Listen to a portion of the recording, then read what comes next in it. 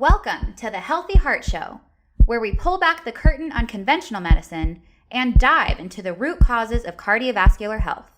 If you are concerned about high cholesterol, high blood pressure, heart attacks, stroke, or atrial fibrillation, this is the place for you. We will provide natural heart information that will help you prevent, treat, and reverse any ailment, leaving pills and procedures out of the picture. Here are your guides to holistic heart health, board-certified cardiologist and Amazon best-selling author, Dr. Jack Wolfson, and natural heart doctor, naturopathic physician, Dr. Lauren Latanza.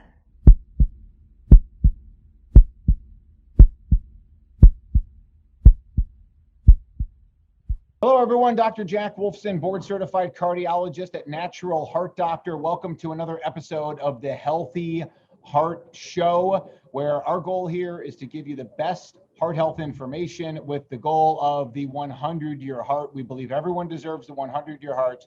And for that, we bring in some of the best guests in the entire world to give you that information for us to be able to prevent, treat, reverse cardiovascular disease, reduce or eliminate pharmaceuticals, and again, try and make it to the 100-year point and beyond. And with that, I've got a fantastic guest for us today.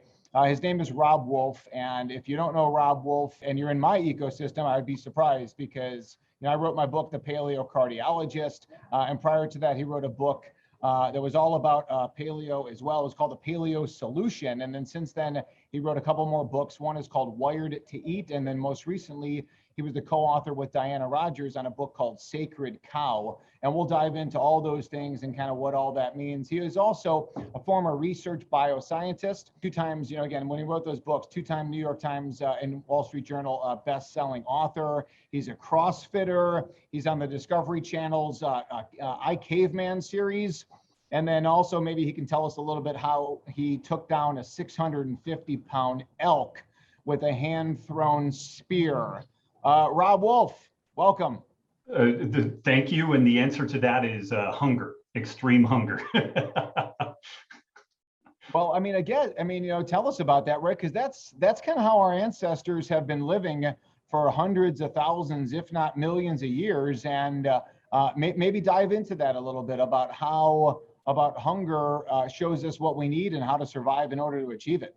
Yeah, this reality show is about 10 years old now. So it's been out for a while. But what they did is they collected 10 people, 5 men, 5 women, and a few of the folks had some decent survival and primitive skill sets. A lot of the folks had nothing, just random person off the streets of Los Angeles, usually aspiring actors and actresses. And they outfitted us with, Paleolithic gear, the clothing, a basic stone toolkit, and raw materials. And they wanted to know how long we could make it doing that. And we were able to put together an atlatl, which is a long dart, if you imagine like an arrow, but about 6 feet long, big arrowhead on the front, but it's quite flexible. And then the atlatl has a base that you attach it to and you throw it. And if people are familiar with the game called Highlight, where you use a launcher to throw a ball, it's a similar deal. Like you get this mechanical advantage. And this is the I guess, weapon system that predates standard archery, like bow and arrow archery. And although the atlatl is not nearly as accurate as a bow and arrow, it can launch these things with remarkable force. And the first maybe 8 days of the show, people would go out hunting, and initially we didn't have the atlatls, so they were trying to corner different game with just hand thrusting spears, which would be much similar to like Homo erectus and some of our early ancestors, and not a lot of success with that. They were also dragging a camera crew with them.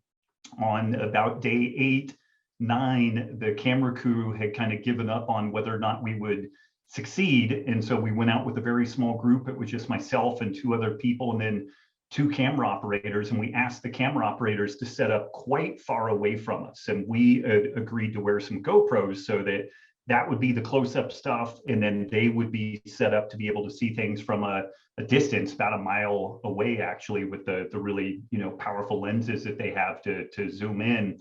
And we managed to stalk up on a herd of elk, and the sun was coming up behind us. So the animals were kind of blinded from the sun coming up, and there was a ridge of bushes between us and them, and the wind was blowing from the elk towards us. So the stars aligned, and my first shot, I missed on the elk. It was about a 35, 40-yard shot. And then the second one, I managed to get the elk in the neck, and then we were able to get up on it and get a few more of these atlatl darts in it and took it down. And as far as I know, it's still the world record for animals hunted in the modern age with an atlatl.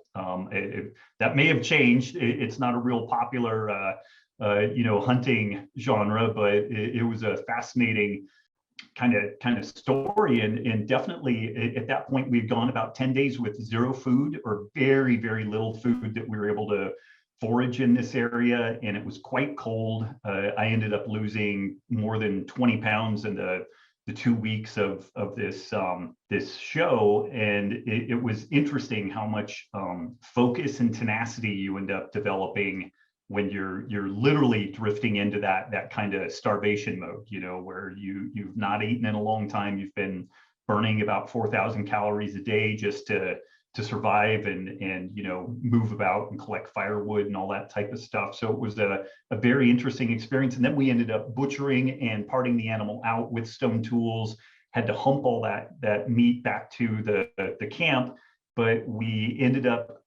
succeeding so well. Like, there was so much food there with this one kill that they basically cut the series at that point, because it was really, we weren't going to do anything after that other than sit around and eat elk until it was all gone. It was in a high mountain area of Colorado, and there were glacier fed streams that we could cache the meat in water that was basically at freezing. And so we were able to store all of this meat and just kind of eat it at our leisure. And we told the producers that we were going to do nothing else interesting other than eat and sleep. So they wrapped it up there. That's fantastic. I mean, because when I talk to people and we talk about like the healthiest, way to live, and why there's so much debate in the medical community about such, what to eat, how to live, that if we go to some of these TV shows, like, the one you were on, and we talk about Survivor or Alone or Naked and Afraid, that just shows us that we are hunter-gatherers. And the people who show up in those places that are vegan, they quickly ditch that philosophy.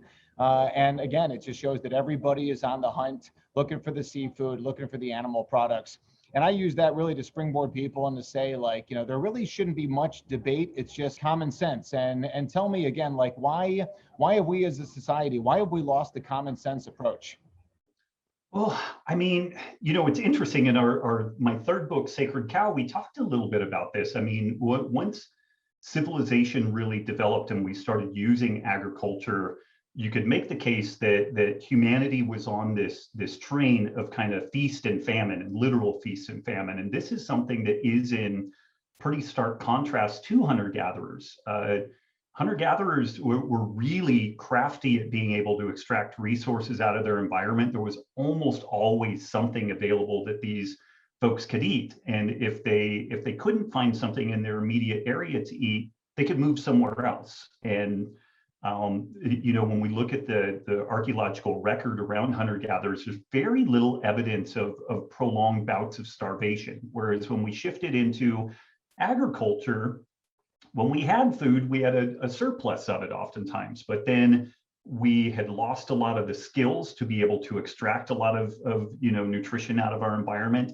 Our population had increased dramatically, so maybe we had gone beyond a hunter-gatherer carrying capacity. And in the early, late 19th century, early 20th century, there was a lot of concern around humanity going into some really significant, global situations of food scarcity and famine. And it was work from people like Morgan Burlog and some of these other people that launched the Green Revolution that forestalled, at least for a period of time, this potential of like a global famine type of experience. The Haber-Bosch process of fixing atmospheric nitrogen and turning it into ammonia, which was used during World War I and then clearly got ramped up in World War II. That was the beginning of our modern industrial row crop food system, because we had a way of very energy intensive, but we could produce cheap and very effective fertilizer and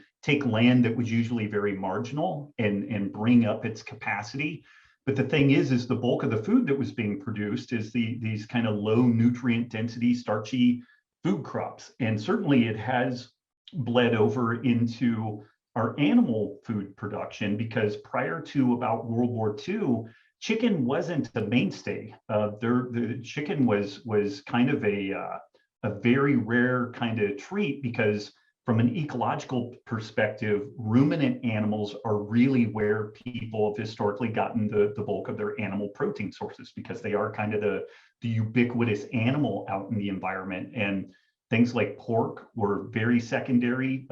Bird or fowl was tertiary. They usually played a role in kind of cleaning up the other foods that we weren't able to eat. And then you have animals like cows that are able to take foods that are completely unsuitable for human consumption. Like, we can't do anything with grass, but because cows have, multiple stomachs, and they have a symbiotic relationship with bacteria that are able to break down the cellulose in plant materials and then convert it into, interestingly, short chain saturated fats, which is mainly what gorillas and horses and cows actually run on. They don't run on carbohydrates, they run on fats, interestingly. They're really great at doing that. So our food system has just changed a lot. And I believe that there was just a kind of a shift eventually in which, industry capture of the government. This probably happened around 1970, 1975, when industry and kind of the junk food industry really started ramping up. And we saw a shift. When you and I grew up, there was the 4 food groups. And then that gave way to the food pyramid, which was shockingly different. The 4 food groups, when you look back, it was, meat and fowl and dense animals, typically protein sources, some grains, some fruits and vegetables, and then some dairy. And really looking back at it, it was a pretty balanced, affair. And the shift towards the food pyramid, we had these layers and layers of grains and sugary, sweetened items. There was a tendency towards, so long as the food was low in fat, then it was good for you. And this was a period of time when the American Cardiological Society actually had its stamp of approval on things like Cocoa Puffs and stuff like that. And so, I think that there's interesting confluence there between industrialization of our food system and in a well-intentioned way. We don't want people to starve to death. We want food security. And I think that we succeeded in that, but we succeeded at the cost of overall human nutrition. We produce monumental amounts of calories, but those arguably people in the developed countries and even developing countries, it's somewhere around 2004, 2007, more people began dying from overnutrition than from starvation or undernutrition.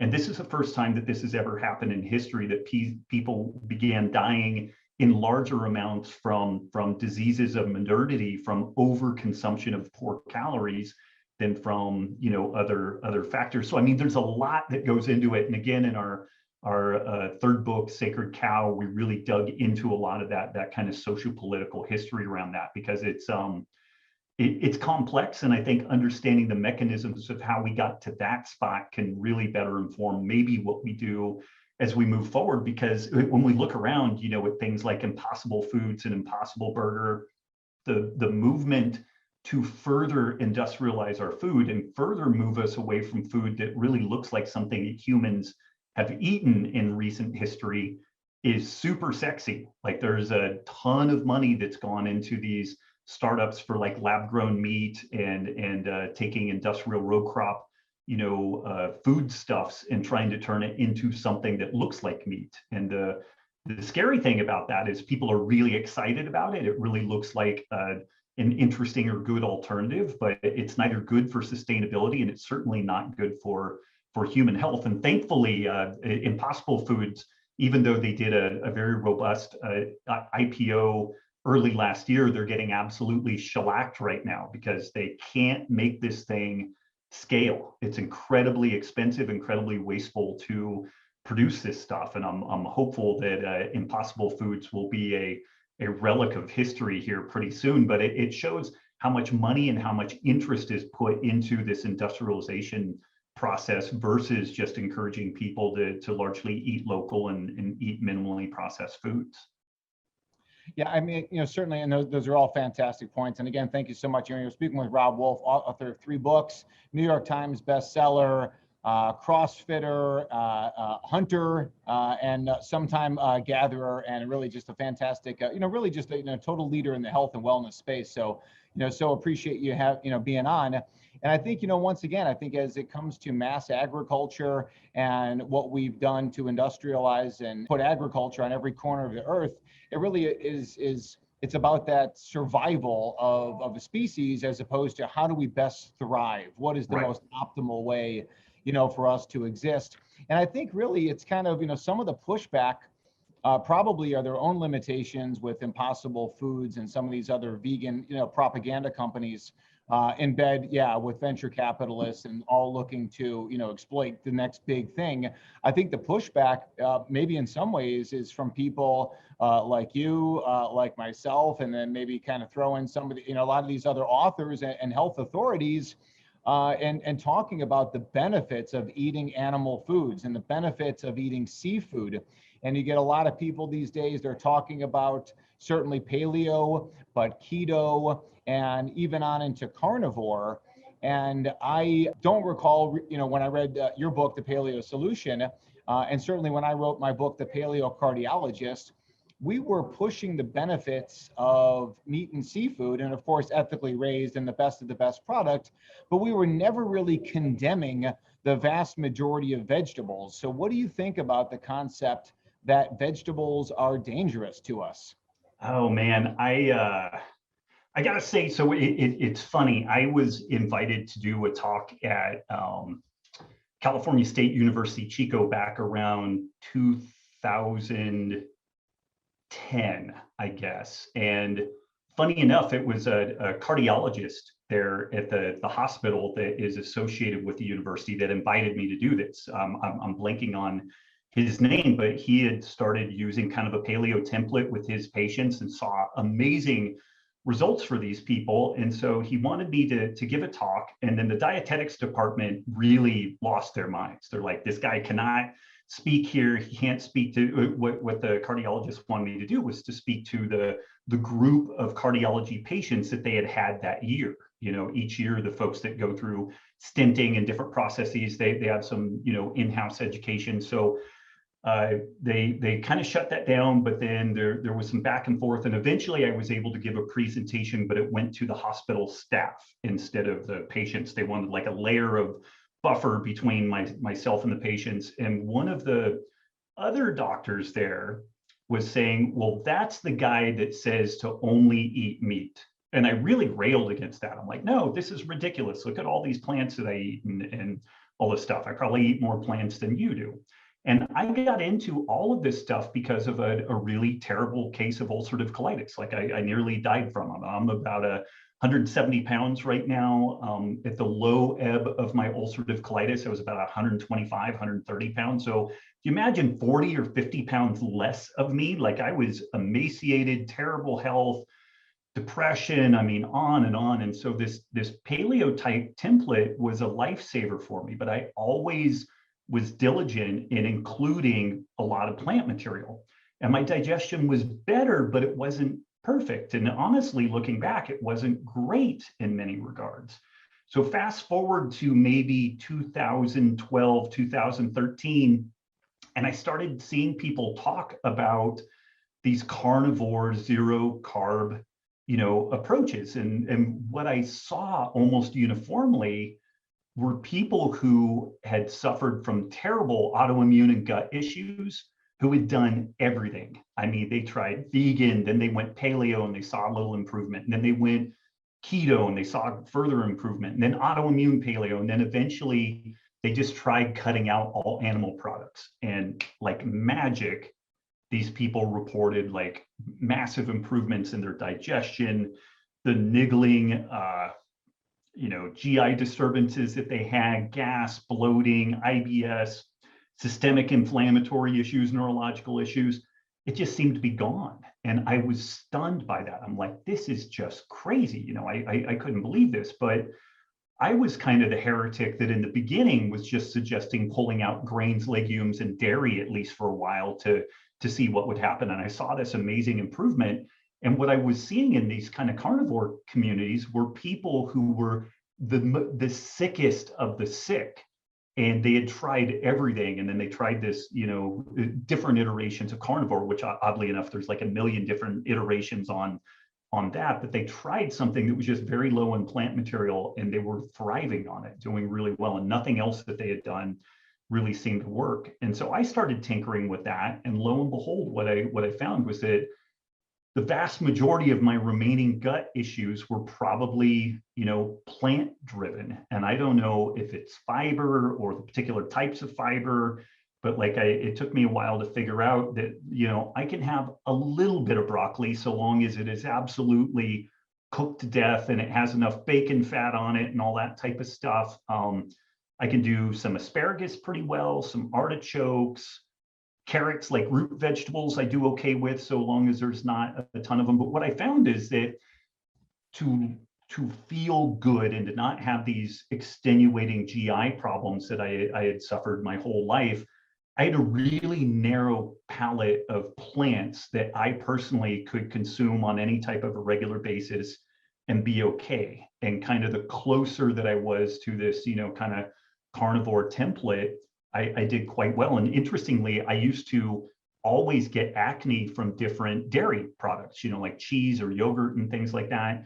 And what I've discovered is so long as I'm not eating many plants, I don't get acne from dairy. And so that's a whole interesting thing. Clearly there's some sort of a systemic inflammatory response that I get from the plants that then gets further exacerbated from the dairy. So, I mean, it's very observational, but I've been impressed with what the carnivore type approaches can do, particularly as a reset, like using that as let's just find something that gets this person healthier. And then we can start playing with these things on the edges. We don't have to turn it into religious dogma. Maybe this isn't the way that the person eats forever. And I've seen a good number of people in our Healthy Rebellion community who have metabolic dysfunction. They don't handle carbohydrates well. They do kind of a carnivore reset. They begin strength training. They get on top of their sleep and some other aspects of their lifestyle.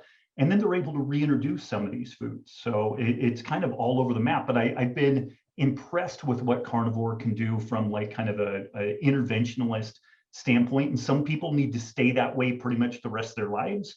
And a good number of people just have to use it as a reset and then figure out from there what things they do well with and what things they need to avoid. Yeah, those are fantastic points. And we've actually at our company, Natural Heart Doctor, we've got about 800 people right now going through a 7-day carnivore challenge. Just as you pointed out, just like, hey, try this out, see how you feel. It's a fantastic reset. What I think is great about any kind of challenge is that it breaks a lot of these food addictions. We get on board and we're all doing this together, and therefore we scrub out the sugar. And for people that have grain issues, now they're not eating the grains. So it is kind of like this cleanse. And I think it's people do vegan cleanses and they'll do juice fasts. I am a fan of water fasting as a way to accomplish this, but I think that when you go carnivore, it kind of allows you to have all those calories, have all those nutrients, yet you're breaking the addictions, and that's a great way to go. Yeah, I agree. It's and just again, people can eat a whole host of ways and get away with it for extended periods of time. So I don't think it's crazy to suggest something like one of these protocols. And again, look at it after 7 days or 14 days or a month or what have you. How do you look? How do you feel? How do you perform? Maybe we do some blood work before, maybe we do some blood work afterwards. And then you can just assess. And if you're just crushing it and you feel great, then maybe you stick with that. If you discover that you've got a little bit more latitude, then you can play with that. But if we don't do something fundamentally and oftentimes like really remarkably different, we're never going to know that one piece of bread that we have every other day or what have you is the thing that keeps our gut inflamed and keeps promoting all the problems. The Healthy Heart Show will be right back after we take this quick break to hear from our sponsor. Would you like to drink great tasting coffee that's also good for your heart health? Cardiology Coffee is your answer. This 5-star rated coffee is delicious. It's a gourmet coffee that begins with whole organic beans, hand-selected and carefully roasted. It's tested and certified to be free of pesticides, mold, and other toxins. Cardiology Coffee is great for your heart, and you're going to love how it tastes. Order now online at cardiologycoffee.com. Now back to the Healthy Heart Show. I guess if I was to be critical, and I have been certainly about certain, some of the people that would be, I guess, the foremost popular people as it comes to carnivore. And again, like, Paul Saladino is a friend of mine, a great guy, other people in that space. But I've said this to Paul too, that they push the land animal aspect, but they miss the seafood. And to me, nobody will ever be able to convince me any other way except for to think that seafood, specifically wild seafood, sardines, anchovies, wild salmon, shellfish, that there's healthier food on the planet than whole seafood.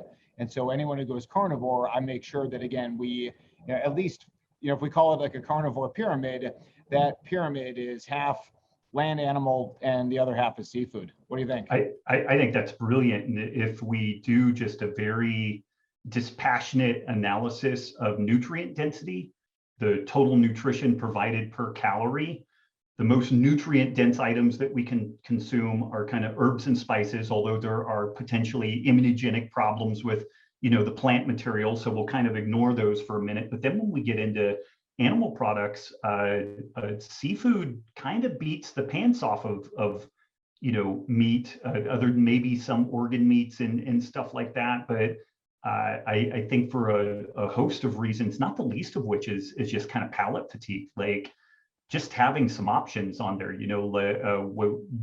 The biggest challenge that we see with people is getting them to eat enough protein. We have never had somebody start one of our resets that had body composition goals that were unmet, that was eating adequate protein before.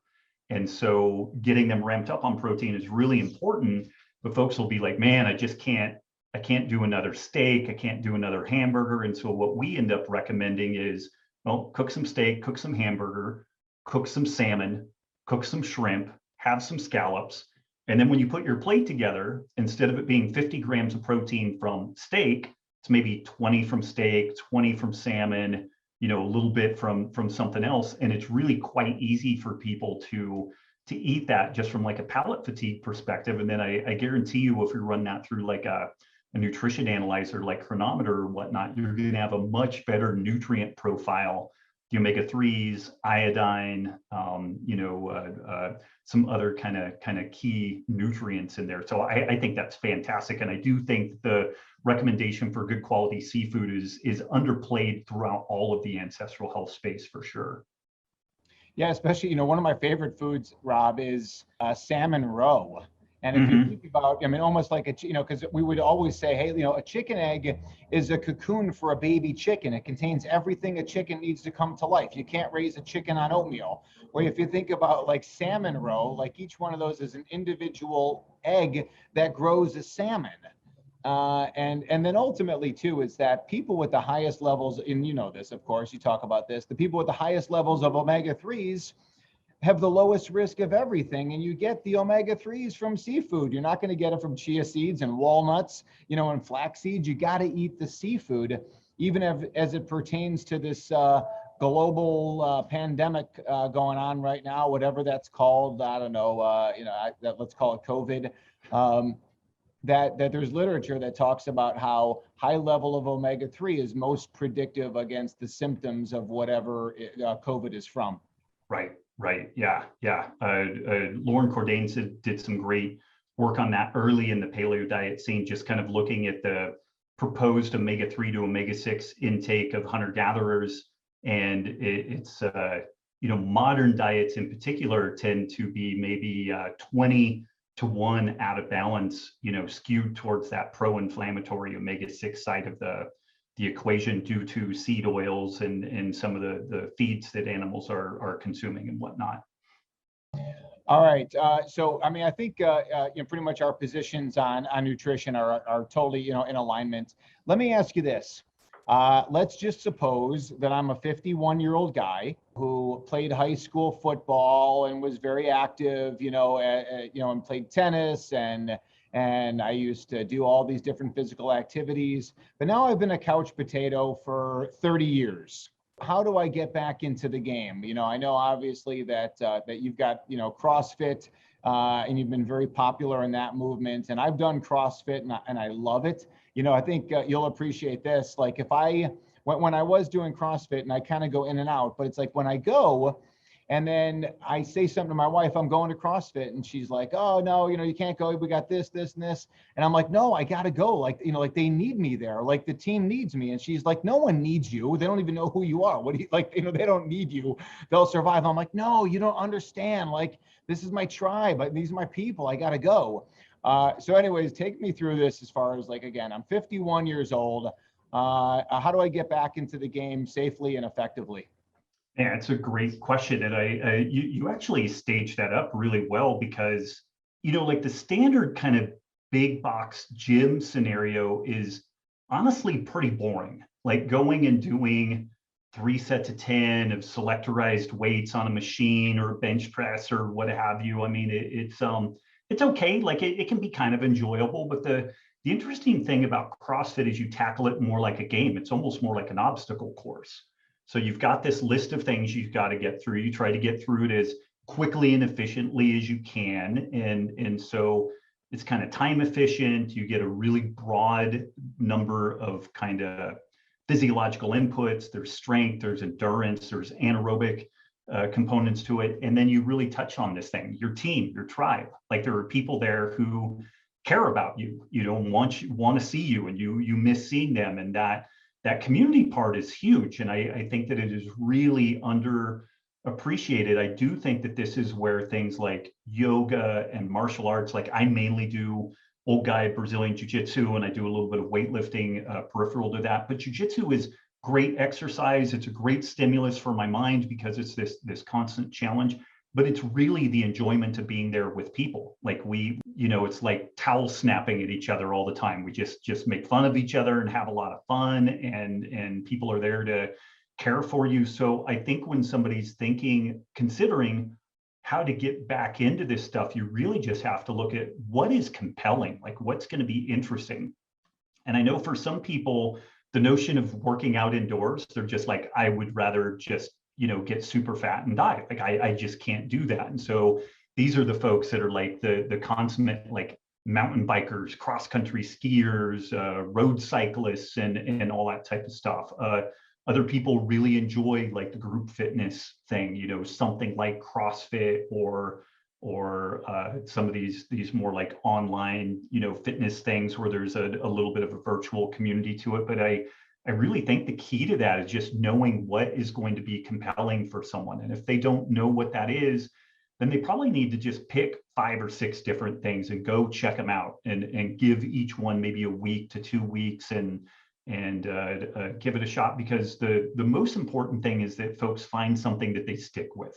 Like I'd love to see people do some sprint work, some aerobic work, and do some type of like high threshold strength training a couple of days a week, because I think that for kind of a health span perspective, maintaining our muscle mass, maintaining our ability to produce power is arguably one of the most important things that we could do. But if somebody just hates strength training, then I would just rather them do something versus nothing. So I don't know if it's too slippery of an answer, but I think that folks just have to look at themselves and really be honest about what will be compelling to them, because there just aren't that many people that will go lift weights or go on the treadmill because if they hate it. There are a few people that do that, and it just becomes habituated, and I guess that's good. But beyond that, I think you have to find something that's just interesting and compelling and that you really want to do.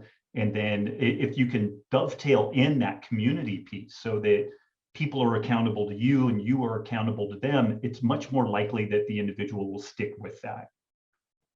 Yeah, those are great points. I think, just, make it fun. And when you have fun doing it, you're going to stick with doing it. If you're not having fun with it, then it's a problem. And I think, listen, obviously, kind of going back to that like 70s and 80s mentality, 80s was right where that was like the birth of the treadmill, and just people right. going to the gym and going on the treadmill, and you're watching television, you got your headphones in, you're in the bright fluorescent lights, and it's just such an unhealthy environment. I tell people, just number one, just like get outside. And even as it pertains to CrossFit or hiring a trainer, like always trying to find that capability to, the more you can do outside, certainly the better, right? Yeah. And this is maybe when if people are beating themselves up because they're not excited about doing standard gym work, this is kind of an interesting historical observation. At the very beginning of the Industrial Revolution, we as humans started figuring out ways of harnessing the energy from animals and eventually the steam engine to run things like cotton gins and different machinery and whatnot. And one of the things that was done is that prisoners in prison were forced to walk on treadmills to provide the power to spin like cotton gins and different things like that. And the prisoners started killing themselves in mass, and it became so conspicuous that it became illegal to force prisoners to walk on a treadmill. And so that's just kind of an interesting aside that, for somebody who's otherwise, locked up, they have nothing that they're allowed to do. It became better for many of them to kill themselves versus walk on a treadmill. So if you don't like going to the gym and walking on a treadmill to get cardio, you're probably in pretty good company. And so finding something else that you could do, and there are simple things though, you get a set of kettlebells and you either find a coach to teach you some good movement with that, the swings, the snatches, the pressing, the rowing and whatnot, a good weighted vest to be able to increase the demands of just going on a walk or a hike. And you can get a really phenomenal workout with that. You don't need a really extensive gym. So, and if you could grab a neighbor or a family member or someone to do that with you, like my 9-year-old daughter now is really excited about doing some basic gymnastic stuff, which we do at the gym, and I'm teaching her how to throw medicine balls. She's in jujitsu and judo, and so we're doing a little bit of training specific for that, but she loves it. But we make it really fun, and I make it kind of game based. When I can tell that she's getting kind of short attention span, I'm like, okay, we're done. Let's go do something else. We'll go jump in the pool and play sharks and minnows or something like that, where I'm chasing her around the pool. But even these kind of seemingly onerous gym sessions, you can liven them up and make them fun and kind of gamify them. And again, circling back to that CrossFit scene, I think the volume and the intensity of CrossFit can be really difficult for folks to deal with, and there aren't enough coaches that are savvy about how to make that a more approachable on-ramp for people. But that said, if you can find someone who's smart with that stuff, you can take someone that's in almost any degree of decondition and gamify what they're doing so that it's not just this boring process, but it's fun. It's more like running an obstacle course or something like that.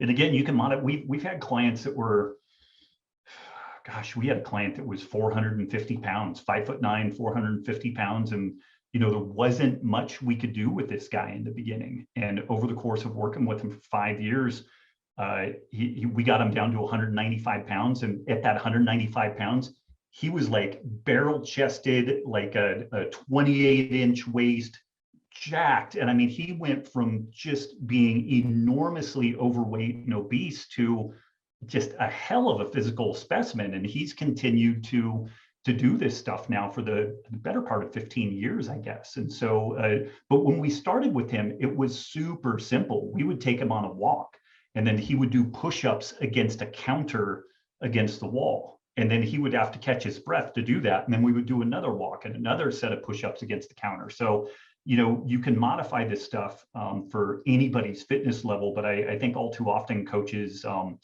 try to take whatever the workout is that's on the board and apply that to a person versus like, well, what does this person really need today so that we keep them coming back?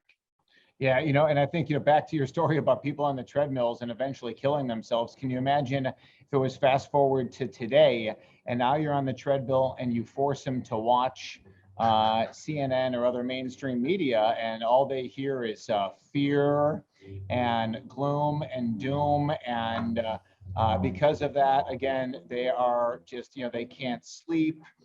They don't eat well because of all of that. They are, therefore, they're looking for the pharmaceuticals that, of course, they're offering on mainstream. And really just kind of what's happening right now over the last, 20, 22 months. But let me say this. We had a comment that came in onto Facebook a couple of days ago that kind of stuck with me. And, as I was showing pictures of myself and my wife and our 4 kids, and somebody said, you would have to be crazy to bring a child into this world. And I know you're a father, you've got children. What do you think about bringing children into a 21st century world? I'll be honest, it's scary in some ways. Like, I don't know if my kids are going to have the same rights, freedoms, and opportunities that you and I had growing up. It's a scary, concerning thing. But I also remember my grandmother talking about living through the Great Depression. And I mean, they were an extremely poor family that left Arkansas. They weren't in Oklahoma, but they were in that Dust Bowl area, and 6 kids. Cross-country trip to California, and my grandfather worked in sawmills and some fishing. They were on the California coast and lived in kind of community housing around the sawmills and all that stuff. And it was very hard, but they loved each other a lot. And my grandmother was such a tough, awesome woman, and stuff was so cool about her, I think, because of the experience that she had, the stuff that she went through. My mother, I don't even know if I've ever related this publicly, but my mother ended up almost being forced to get married at age 16, had a baby, before she was 17. And her first husband was incredibly abusive. And my mother, with 3 kids, ended up escaping this guy and before welfare and before anything, like this, and raise the kids on her own. And then eventually I happened many, many years later, I think as a surprise. But I think it's scary. I think that a lot of that is kind of selfish of the individual, because I have sleepless nights at times. Like, my kids are 7 and 9, so I don't even have the anxiety of them learning to drive.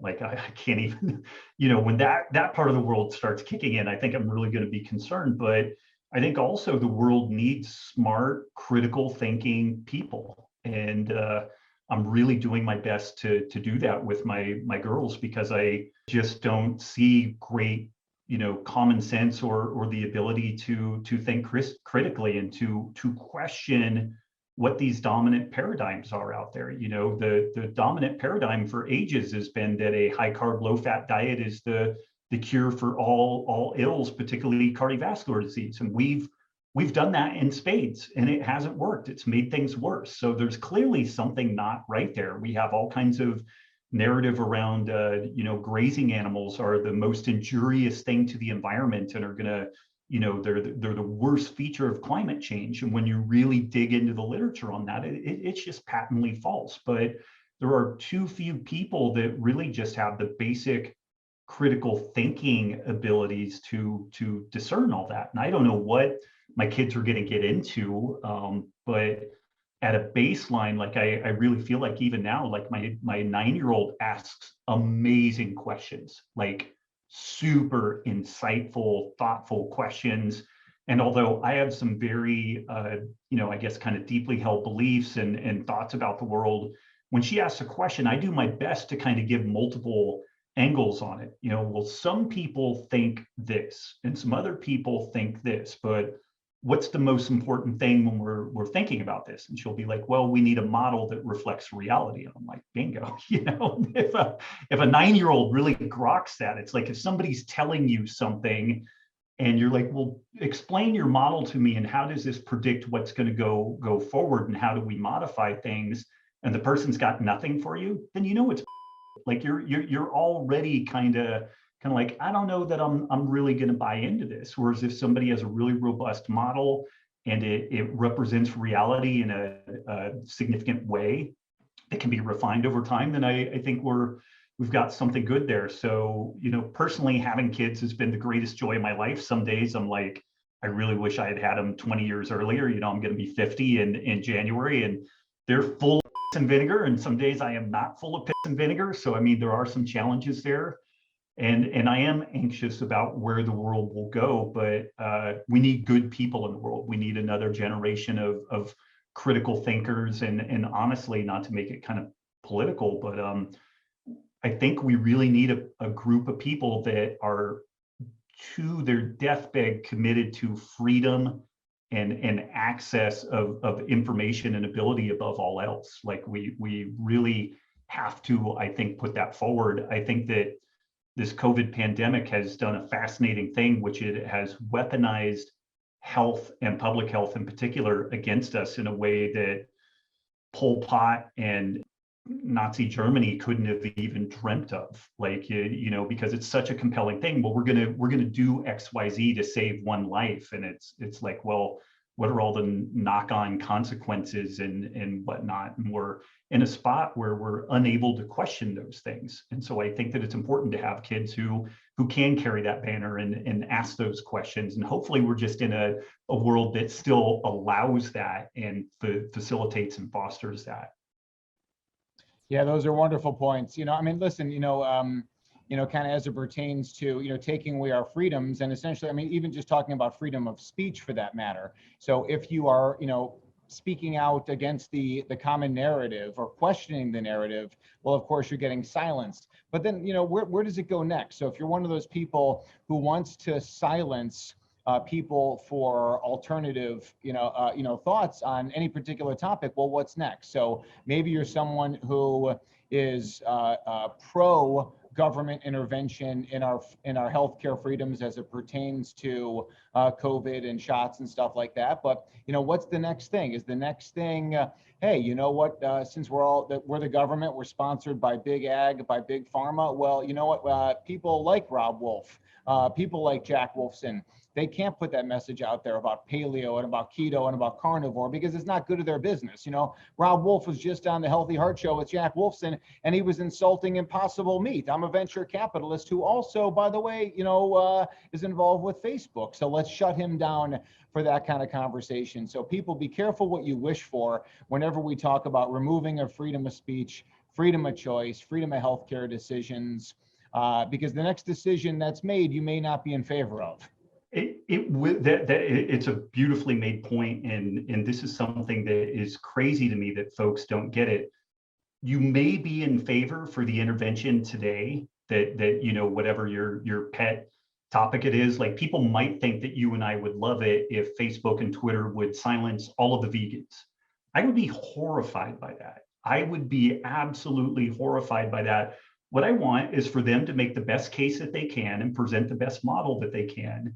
And then you and I are tasked with doing the same, and let the models battle it out. Like let's see who does the best work and helps the most people, and in an evolutionary process that moves forward. And Brett Weinstein made a really fascinating observation around all this, which takes the censorship thing really an interesting step further. It's not so much about your and my ability to say what we want. This intervention is actually making it such that the people listening to us, they're assuming that they are so weak-minded and addle-brained that they shouldn't be allowed to see what we have to say. And I think if people look at all this from that perspective, it's a little bit more, it hits home a little bit more, because it's basically suggesting that most of the people out there are incapable of making a good decision. And so you can't be allowed to see any of this stuff. We as Facebook and Twitter, who have connections with the government and connections with pharma, we are going to curate what is allowable for you to see and experience. And if that doesn't raise your hackles, then I don't know that anything really is. Like we just fundamentally have very different worldviews. And if it's somebody that's okay with that, I think that they're okay with almost anything happening to themselves and their family. Crazy, crazy, crazy. All right, listen, this has been Dr. Jack Wolfson, cardiologist on the Healthy Heart Show. My guest, Robb Wolf.